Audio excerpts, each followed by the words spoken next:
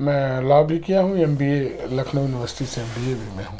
अब समझिए धांधली बहुत कम होता है। 145 की कार्रवाई के बारे में जरा सा हमारे दर्शकों को आप बताएं क्या। इसमें केवल पोजीशन डिक्लेयर होता है, टाइटल डिसाइड नहीं होते। कैसे आपके अंदर ये भावना जागृत हुई कि हम अधिवक्ताओं का नेतृत्व करें? ये सवाल बहुत अच्छा है। आपने प्रशासनिक न्यायमूर्ति के निवेदन पर हम लोगों ने स्थगित किया है ना कि कॉल ऑफ नहीं। मुझे बहुत गर्व है अपने प्रोफेशन पे। नमस्कार, स्वागत है आप सभी का हमारे इस विशेष कार्यक्रम में। दर्शकों, यह संसार दिव्य है और इस संसार में रहने वाले लोग दिव्य हैं। जब इस संसार के सुनियमों का अतिक्रमण होता है और इस संसार की वस्तुओं का जब दुरुपयोग होता है तो विवाद उत्पन्न होता है, और जब विवाद उत्पन्न होता है तो यहीं से थाना, पुलिस, कोर्ट और कचहरी की शुरुआत होती है।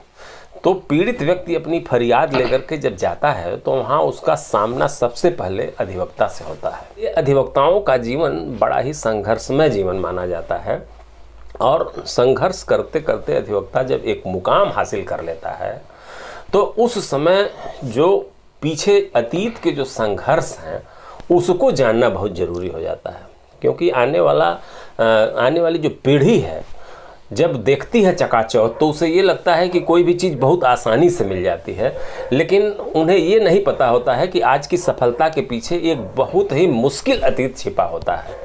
तो इसी मुश्किल अतीत को व्यक्त करने का एक माध्यम हमारा है, जिसमें हम अधिवक्ताओं के जीवन वृत्त पर बात करते हैं और उनके जीवन से जुड़ी हर बात को हम आप लोगों तक पहुंचाते हैं। तो आज हमारे साथ हैं यशवंत सिंह, जो Bansgaon civil court bar association के आप अध्यक्ष हैं और आप वहाँ के वरिष्ठतम अधिवक्ता हैं। काफ़ी दिनों से आप विधि व्यवसाय में लीन हैं। तो आपका नाम तो मैंने बताया, बाकी परिचय में यशवंत सिंह से ही जानूंगा। सिंह साहब, आपका हमारे कार्यक्रम में स्वागत है। धन्यवाद। सबसे पहले मैं ये आपसे जानना चाहूँगा कि आपका जन्म स्थान कहाँ है और आपके माता पिता कौन थे, उनके बारे में जरा। मेरा जन्म स्थान नगर पंचायत बांसगांव है और मेरे पिताजी का नाम शंकर सनल सिंह था और मेरी माता जी का नाम ब्रजराजी देवी था। मेरे पिताजी प्राइमरी स्कूल के टीचर थे और मेरी माँ उस समय मिडिल पास थी। अच्छा। उस जमाने की मिडिल पास थी मेरी माँ। हम 5 भाई हैं, बड़े वाले एक्सपायर कर गए हैं। वो आपका नंबर किस? 5वें नंबर पे। अच्छा, सबसे छोटे? सबसे छोटा। अच्छा, बड़े वाले इंजीनियर थे। अच्छा। और आजमगढ़ में निवासा हम लोग का है, तो सेकेंड भाई वहाँ रहते हैं, खेती देखते हैं। थर्ड वाले कॉन्ट्रैक्टर हैं।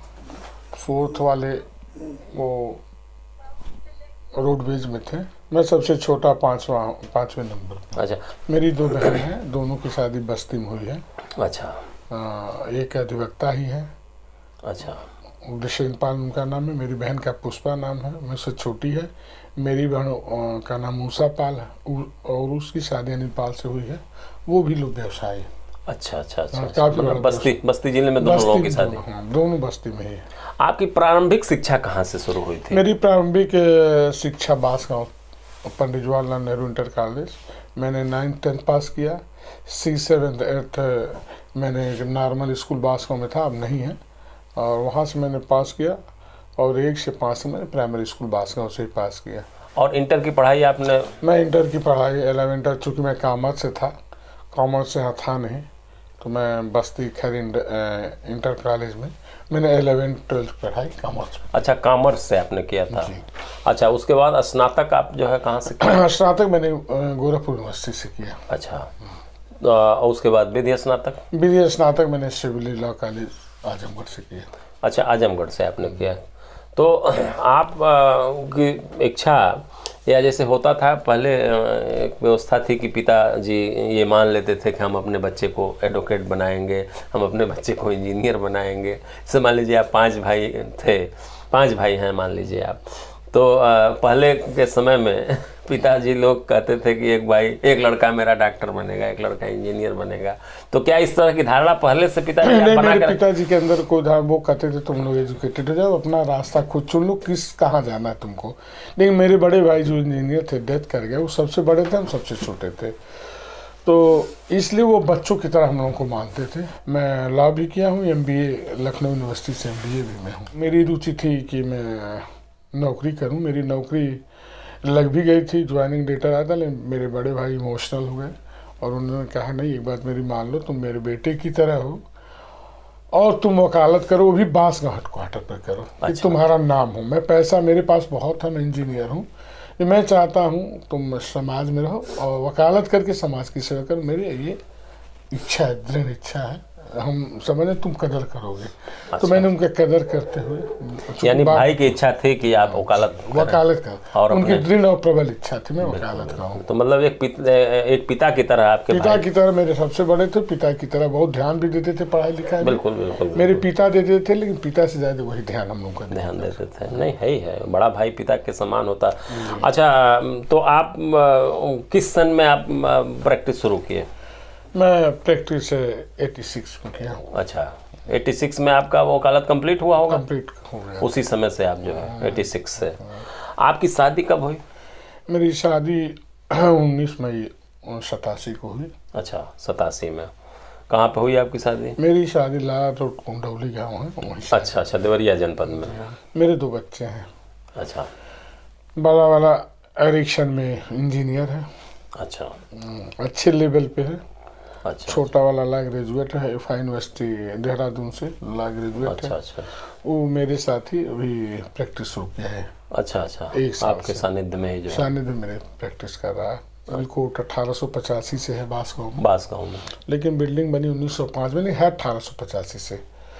तो वहाँ जो भी अधिवक्ता थे काफ़ी विद्वान थे। पूर्व वाले भी जो हम उनके पूर्वज हैं अधिवक्ता, वो काफ़ी विद्वान रहे।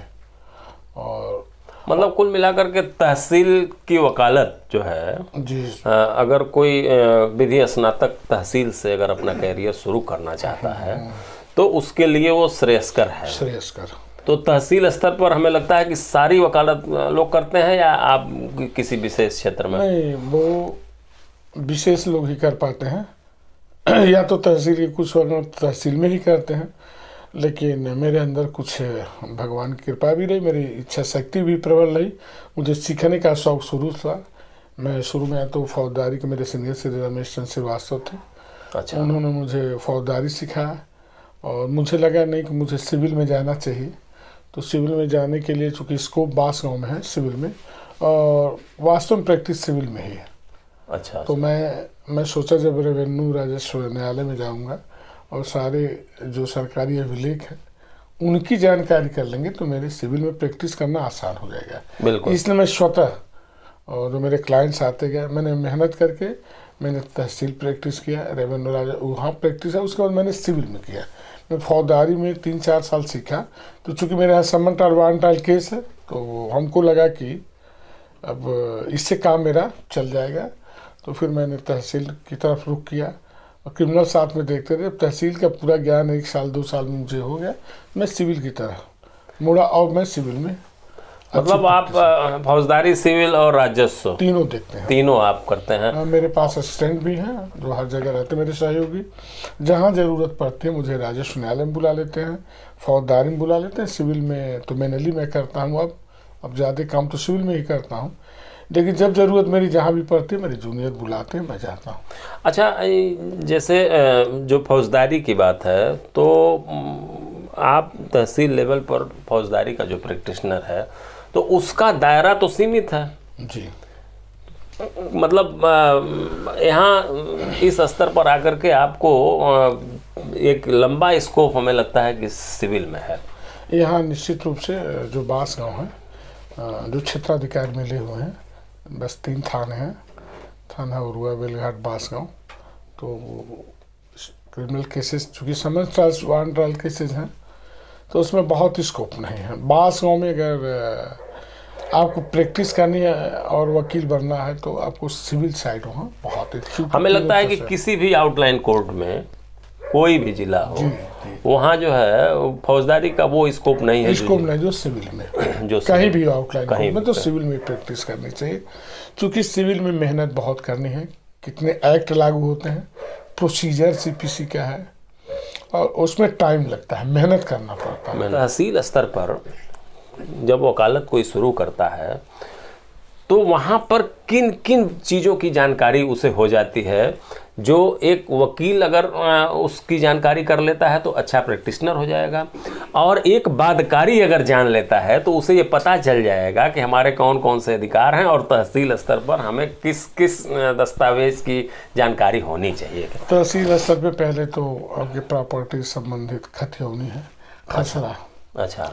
और जो उसमें चकबंदी के पूर्व में आकार पत्र 23 है, आकार पत्र 2 है, आकार पत्र 41 है, आकार पत्र 45 है। अच्छा। ये सब जितने कागजात हैं आवश्यक हैं, आपको जानना ही पड़ेगा। अच्छा। और आधार वर्ष खतियौनी है, आधार वर्ष जब जमींदारी टूटी है, वालिश हुई है, उसके बाद जो खतियौनी में नाम एंट्री हुई वो अभिलेख आपको जानना पड़ेगा। मतलब ये सारे जितना मैंने कागजात का नाम लिया है, अगर आप जान जाएंगे तो आपको सिविल प्रैक्टिस करने में ये मतलब ये बेसिक नॉलेज है। ये अच्छा, एक चीज़ और मैं जानना चाहूँ, जैसे खसरा और खतियौनी, ये दो चीज़ें हैं या एक ही चीज़ है? नहीं, खतियौनी अलग है, क्योंकि वो खतियौनी टाइटल डीड है और खसरा पोजीशन डीड है। 6 माह पे पड़ताल होता है। अच्छा। प्रैक्टिस में तो पड़ताल नहीं करते हैं, लेखपाल को 6 महीने में पड़ताल करना पड़ता है। अच्छा। और उस भूमि की क्या नवैयत है, उस सर्किल का लेखपाल आता है, और भूमि की नवैयत आबादी के रूप में है कि बदल गई है। अगर बन गया है, कंस्ट्रक्शन हुआ तो खसरा में आबादी लिखता है। अगर खेती बोई जाती है तो वो फसल का नाम लिखता है कि धान बोया गया था कि गेहूँ बोया गया था, उनको लिखना है। लेकिन आजकल लेखपाल बैठे इसमें फिर थोड़ा सा बैठे एंट्री कर देते हैं, वो जो सही नहीं है। जो सही सूरत पता नहीं चलती कि भूमि की नवैयत बदली है कि नहीं। ये ऐसा अब थोड़ा शासन बदला है, जरूर चुस्ती हुई है, नहीं तो फर्जी एंट्री भी बहुत मतलब योगी जी के शासन में कुछ जो है सुधार हुआ है। जैसे इन लोगों को एक तो सब डिजिटल हो गया है, सब डिजिटल हो गया, नेट पे सब है। अब उतनी धांधली अभी होता है, उतना नहीं हो पाता है। अब समझिए धांधली बहुत कम, कागजात में हेर फेर नहीं तो जब हम लोग प्रैक्टिस में गए थे तो ये डिजिटल नहीं था तो बहुत ही धांधली होती थी। अच्छा, मैनुअल की वजह से लोग, हाँ, मैनुअल की वजह से बहुत धांधली करते थे। और क्या करते थे कि ये जो अधिकारी होते थे कानून के बियॉन्ड जाके ये लोग आर्डर पास ऑन करते थे। जैसे उदाहरण बताऊँ, 132 की भूमि रिजर्व भूमि होती है जिसको राज्यपाल ही नवैयत बदल सकता है और कोई बदल नहीं सकता उसका। यह चकबंदी आए तो बदलेगा, फिर बीच में कोई बदलने वाला अगर बदलेगा तो राज्यपाल ही बदल सकता है उसकी नवैयत। लेकिन जब हम प्रैक्टिस कर देखे तमाम अधिकारियों ने, जैसे खलिहान, चारागाह, सुरक्षित खेल कूद का मैदान, उसको उन्होंने आबादी श्रेणी 6 डिक्लेयर कर दिया, उसको परिवर्तन कर दिया श्रेणी को, जो गलत था। अब सारी जो एंट्रियाँ थी इस तरह की सारी गवर्नमेंट के कार्ड से रद्द हो गया। अच्छा। तो अच्छा, एक चीज़ अक्सर सुनने में आता है कि तहसील स्तर पर 229B की कार्रवाई, इसके बारे में तमाम सारी बातें सुनने को आती है, तो क्या है ये 229B की कार्रवाई? 229B land revenue act and जेडे था, जो अब समाप्त हो गया है। अब 229B की जगह 144 लाइसेंस का अधिनियम। उसमें ये है कि जैसे मान लीजिए आपका पोजीशन हो, अच्छा, और चकबंदी के पूर्व आपके सरकारी अभिलेख में नाम हुआ, दौरान चकबंदी आपका नाम छूट गया या आपके जो भी पूर्वज हैं उनका नाम छूट गया, चकबंदी हो गई, धारा 52 का प्रकाशन हो गया, फाइनल हुआ, खतियौनी आ गई तहसील में। उसके बाद आप वो रिकॉर्ड्स निकालेंगे जिस रिकॉर्ड में आपका नाम था, और आप दावा करते कि मेरा इस पर एक पोजीशन चला रहा है, लेकिन मैं पढ़ा लिखा कम हूँ या अनजान था, देखा नहीं, मैं एंट्री देख नहीं सका। अब मुझे पता चला तो मेरी टाइटल डिक्लेयर कर दिया जाए। तो डिक्लेयर तब होती है कि अगर कागजात में उनके नाम रहे हो तो डिक्लेयर हो जाती है। अच्छा। अगर नहीं है तो नहीं होता। अच्छा, मतलब ये है 229B। अच्छा, हम थोड़ा सा बंटवारे पर जो है एक सवाल करेंगे। मान लीजिए अगर खेत का बंटवारा है तो उसके संबंध में, और जैसे घर की ज़मीन है उसके संबंध में, तो क्या ये दोनों बंटवारे की जो कार्रवाई है 2 जगहों पर संचालित होती है या ये कई जगह से जो है संचालित होती है? आबादी लैंड का बंटवारा सिविल जुडिक्शन प्राप्त है, और खेती की जो ज़मीन है, श्रेणी 1 की ज़मीन है, अच्छा, वो तहसील में SDM को प्राप्त है, क्षेत्राधिकार प्राप्त है। अच्छा, डिस्ट्रीब्यूशन है क्षेत्राधिकार। कस्बों का विस्तार हो रहा है और वहाँ खेतों की ज़मीन में घर बन रहे हैं, तो घर बनाने की जो प्रक्रिया है, ये वो जमीन, वो खेत की जमीन समझी जाएगी या उसको आबादी की जमीन समझी जाएगी, क्या है? खसरा में आबादी दर्ज करेगा और आपको आबादी डिक्लेयर कराना पड़ेगा। अच्छा, आबादी डिक्लेयर कराना पड़ता है। राजस्व संहिता अधिनियम में 82 में है, 80 में है और 82 में है। और पहले 123 जेड में डिक्लेयर होती थी आबादी, 143 था और 123 था। अच्छा, 143 अपनी भूमधरी डिक्लेयर आबादी कराना होता था। 123 जेड में जैसे ग्राम सभा की संपत्ति नवीन पड़ती है, बंजर है आज, उसमें 123 पे अगर आपका आबादी दर्ज है तो एसडीएम सो मोटो वो आबादी डिक्लेयर कर देता था। अगर नवीन पड़ती बंजर है तो सुरक्षित भूमि पे नहीं कर सकता, उसको राइट ही नहीं था। अच्छा, एक अनुसूचित जाति का व्यक्ति अपनी जमीन किसी सामान्य वर्ग के या पिछड़े को वो अपनी जमीन नहीं बेच सकता है, तो ये प्रावधान आज भी उसी तरह से संचालित हो रहा है? नहीं, परमिशन लेना पड़ेगा। अगर परमिशन से आपको परमिशन मिल जाता है डीएम के यहाँ से, अच्छा, तो आप ले सकते हैं। तो क्या है परमिशन की क्राइटेरिया इसमें? परमिशन के, अब देखिए ये तो बड़ा कठिन है। 3.25 एकड़ से खेत अगर बेचने के बाद बचता है तब परमिशन, या वो गंभीर रूप से बीमार है, या उसको बिटिया की शादी करनी, कंडीशंस है सब, तब वो अनुमति देगा डीएम, तो सेल कर सकता है। अच्छा, 145 की कार्रवाई के बारे में जरा सा हमारे दर्शकों को आप बताएं क्या? इसमें केवल पोजीशन डिक्लेयर होता है, टाइटल डिसाइड नहीं होते। अच्छा, केवल पोजीशन डिक्लेरेशन, या तो प्रथम पक्ष में जाएगा या द्वितीय पक्ष में।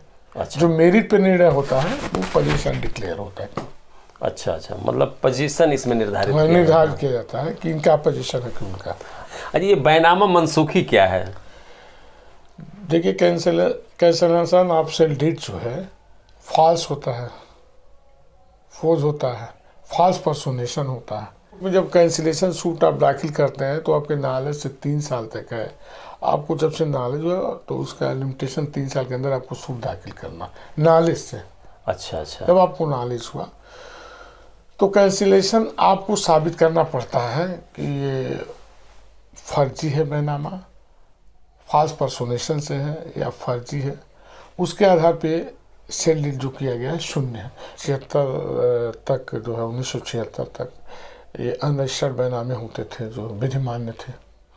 अच्छा, 77 से जो है रजिस्ट्रेशन मस्ट कर दिया गया बैनामे के, तो 76 के पहले अगर बैनामे हैं वो विधिमान्य है। अच्छा, वसीयत के बारे में भी जो है तमाम डिस्प्यूट, खुद की वसीयत और रजिस्टर्ड वसीयत, ये क्या है? 2004 से जो है अनरजिस्टर्ड वसीयत को मान्य नहीं किया कि वसीयत भी रजिस्टर्ड होना चाहिए। अच्छा, अनरजिस्टर्ड को खुशकी कहते थे, तो उससे विवाद बहुत बढ़ते थे, बहुत सारे लोग तैयार कर लेते थे, उसमें काफी विवाद। तो 2004 से ये व्यवस्था खत्म हो अब वसीयत भी पंजीकृत होनी चाहिए। पंजीकृत वसीयत, कोई भी अब डॉक्यूमेंट पंजीकृत होना चाहिए, उसकी वैलिडिटी है, नहीं तो वैलिडिटी नहीं। अच्छा, अभी उत्तर प्रदेश सरकार ने एक नया नियम लागू किया कि कोई अपने परिवार का सदस्य जो है, अपने परिवार के किसी सदस्य को अगर वो जन संपत्ति बेचना चाहता है तो उसको स्टैंप शुल्क में कुछ जो है राहत दिया है उत्तर प्रदेश सरकार, शासनादेश जारी किया उन्होंने। तो क्या है ये? जो ब्लड रिलेशन हो, जैसे अच्छा, आपके 5 भाई हैं, अच्छा, एक भाई दूसरे को करे तो उसमें स्टैम्प कम है, फैमिली सेटलमेंट के आधार पे वो रजिस्ट्रेशन होता है। आपका ब्लड रिलेशन होना चाहिए। अच्छा, तो इसमें स्टैम्प कम देना पड़ेगा? काफी कम देना पड़ता है। आप एक अधिवक्ता होने के साथ अधिवक्ता एसोसिएशन के आप लीडर भी हैं, कैसे आपके अंदर ये भावना जागृत हुई कि हम अधिवक्ताओं का नेतृत्व करें? कहाँ से आपके अंदर ये प्रेरणा मिली और आपने शुरू किया? मुझे लग रहा था कि सवाल आपको पूछना चाहिए हमसे। नहीं, चूंकि सवाल आप पूछ रहे हैं, जवाब मुझे देना है, तो मैं नहीं कह सकता ये सवाल, लेकिन ये सवाल बहुत अच्छा है आपने पूछा। आपके अंदर लीडरशिप करने की बात आई कैसे? बिल्कुल। मैं आपसे बताऊं, मैं एजुकेशन में हाई स्कूल फर्स्ट क्लास हूँ। इंटर में भी मेरे फर्स्ट क्लास में 6 नंबर रुके थे, और बी कॉम में मेरा 58% है, लॉ में 63% है, और MBA में 73% नंबर है मेरा। तो मैं जब अध्ययन किया तो मैंने कोई भी काम किया तो बहुत रुचि से, मैं अपने मन से तो नहीं, भैया के आदेश से और उनकी भावना कद्र करते मैंने जब वकालत शुरू किया तो मुझे लगा कि जिस फील्ड में अगर हम आ गए हैं तो इसको पूरे ईमानदारी से करना चाहिए। मेरे मन में भावना आई और मैं देखा पहले मेरे बास गाँव में जो कीचड़ सना हुआ सड़क चलना, बिल्कुल। झुग्गी झोपड़ी गिरा हुआ, उसी झोपड़ी में रहना। और मैं चूँकि बाहर से पढ़ा था, अच्छे माहौल से आया था, तो मुझे बड़ी तकलीफ़ होती थी। कुछ मेरे जूनियर्स अगल बगल बैठते थे। मेरी प्रैक्टिस जब 10 साल की हो गई तो उन्होंने कहा कि सर आपके अंदर नेतृत्व की क्षमता है, एक बार मंत्री का चुनाव लड़िए। हम गए, आज तो सीनियर मुझसे बहुत संतुष्ट नहीं रहते हैं, चूँकि मैं सम्मान तो करता हूँ लेकिन चापलूसी में विश्वास नहीं करता, मेरे खून में है, मुझे तो बहुत संतुष्ट नहीं लगते हैं। उन्होंने कहा लड़िए, और मैं चुनाव लड़ा, बहुत अच्छे वोटों से जीता मंत्री में। फिर उस समय फंड नहीं थे मेरे यहाँ, फिर हम देखे ऐसे अध्यक्ष बनते गए लोग, वहाँ का कोई विकास नहीं हुआ। ऐसे का तैसे कीचड़ में आना जाना, पुकार पे अगर कोर्ट से पुकार हुआ अधिवक्ता तेजी से फिसल के गिर जाना, और मुझे बहुत बुरा लगता था। मेरे मन में आया कि मैं इस व्यवस्था को बदलूंगा जरूर। तो आप पहली बार अध्यक्ष कब बने थे? 2014 में। अच्छा, तो अध्यक्ष बनने के बाद आपने वो जो आपके मैं सपना अध्यक्ष था, बना तो मैं टाउन एरिया जो सपना पूरा करने का अवसर प्राप्त हुआ। टाउन एरिया फंड से मैं 22 लाख रुपये लाया, सांसद कोटे से लाया, विधायक कोटे से लाया। मैंने सड़कों का निर्माण का अंदर कैंपस में मैंने लाइट लगवाया, टाउन एरिया से सफाई करवाई, क्योंकि झोपड़ी खत्म हो गई। झोपड़ी खत्म करके, और मैं एमएलसी से एमएलए से निधि ला के मैंने अधिवक्ता शेड बनवाया, जो छाया कुंज बनवाया। बिल्कुल बिल्कुल। मैंने रोडों को ठीक कराया, और मैं फंड से पंखा अलमारी हर अधिवक्ता को मैंने दिया। अच्छा, बार की तरफ से आपने दिया? हाँ, बार की तरफ से मैंने दिया। अच्छा। मेरे देने के बाद मेरा कार्यकाल खत्म हुआ, फिर मैं 2 साल चुनाव नहीं लड़ा अपनी व्यस्तताओं के कारण। फिर मेरे मन में मैं फिर चुनाव लड़ा 2017 में। मतलब लोगों ने फिर अपेक्षा किया होगा। हाँ, तो फिर मैं हुआ, तो फिर मैंने ग्रोथ किया, तमाम सारे लान बनवाए जहाँ जंगल झाड़ी था। मतलब हाई कोर्ट से कोई व्यवस्था ही नहीं हुआ, न माली है न चौकीदार है, कुछ भी नहीं है। मैंने सारी व्यवस्था कराया, लान बनवा, कई लान बनवाए, जंगल कटवा दिया, बहुत खूबसूरत कचहरी हो गई। फिर तीसरी बार अधिवक्ताओं ने कहा नहीं आपकी ज़रूरत है, जो अध्यक्ष हैं बहुत काम नहीं कर पाते। ऐसा नहीं कि मैं उनकी क्षमता पे प्रश्न चिन्ह उठा रहा हूँ, वो भी करते हैं लेकिन उतना नहीं कर पाते हैं, चाहे मतलब जो भी अधिवक्ताओं की अपेक्षाओं पर उतना खरे नहीं उतर पाते हैं वो लोग। तो फिर मैं चुनाव लड़ा, फिर मैं वही 2/3 से। यानी आप तीसरी बार अध्यक्ष हैं? तीसरी बार, 1 बार मंत्री, 3 बार अध्यक्ष। अच्छा, अभी जो है आपके यहाँ कुछ थानों के क्षेत्राधिकार को लेकर के कुछ मामले आए ये थे खजनी और थाने, खजनी थाना, गगहा थाना 1994 तक बास गाँव के पास जुडिक्शन था। क्योंकि उस समय पीओ का ट्रांसफर कोर्ट 3 थी, एक अस्थायी कोर्ट थी जो कानपुर ट्रांसफ़र होकर चल गई, 2 कोर्ट बची, एक कोर्ट में पीओ नहीं था और एक कोर्ट में पीओ थे।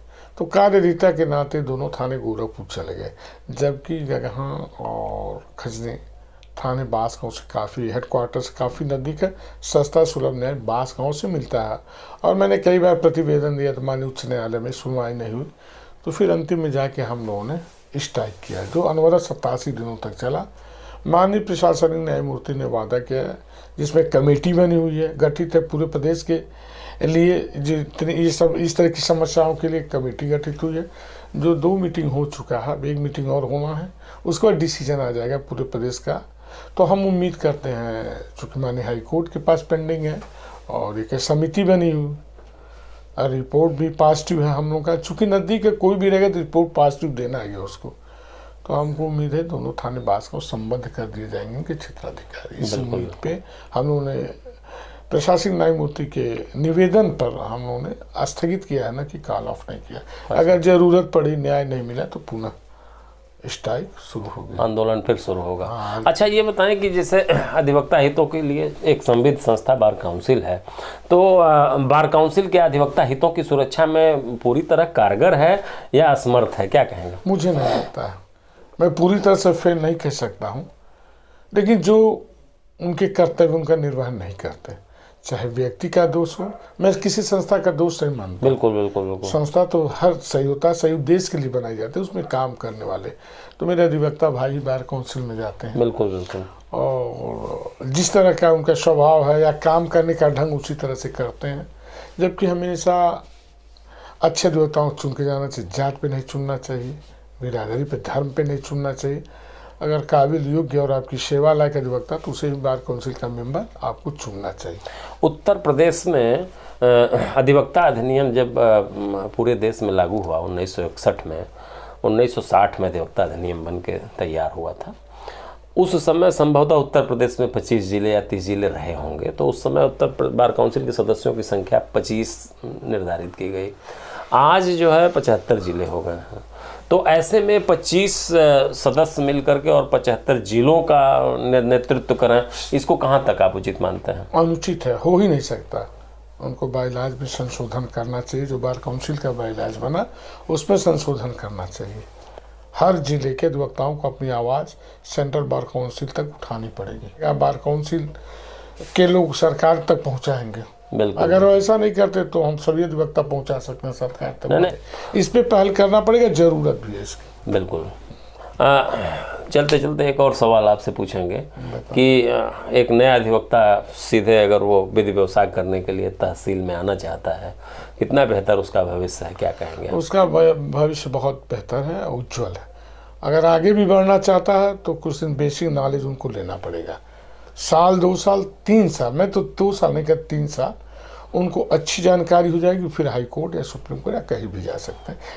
मतलब पूरी तरह से आप अपने प्रोफेशन से संतुष्ट हैं? हाँ, प्रोफेशन से बहुत संतुष्ट है। मैं बता आपको, मुझे बहुत गर्व है अपने प्रोफेशन पे। जितना सम्मान मिलता है किसी व्यक्ति को नहीं मिल सकता जो अधिवक्ता को सम्मान मिलता है। तो कितना सुकून मिलता है जब किसी को न्याय दिलाते हैं आप? तो मुझे बहुत अच्छा लगता है किसी पीड़ित को मैंने न्याय दिला, अपना पक्ष प्रस्तुत करके। चूँकि हम पैरवी करते हैं, उनकी पैरवी ईमानदारी से करते हुए जब उनको न्याय मिलता है तो बहुत संतोष होता है और आत्मिक सुख मिलता है।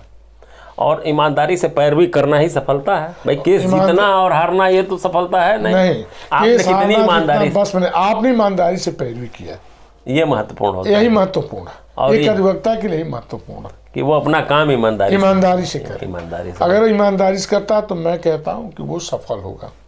बिल्कुल बिल्कुल।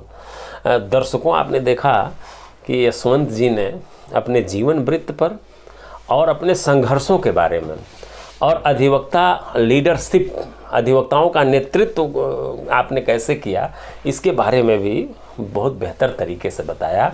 और एक निष्कर्ष के तौर पर मैं ये कह सकता हूँ कि किसी भी परिवर्तन के लिए न तो चांदी के कागज़ की ज़रूरत पड़ती है, न तो सोने की कलम की ज़रूरत पड़ती है। परिवर्तन लाने के लिए सिर्फ और सिर्फ अगर ज़रूरत पड़ती है तो एक जज्बे की ज़रूरत पड़ती है जो अंदर से दिखे। और यशवंत जी ने वो सब कुछ साबित करके दिखाया है। यशवंत जी, आपने अपना अमूल्य समय निकाला और आप आए और हमारे दर्शकों को बेहतर जानकारी दिया, इसके लिए आपको बहुत बहुत धन्यवाद। आपने अपनी स्टूडियो में बुलाई से बहुत आपको साधुवाद और धन्यवाद।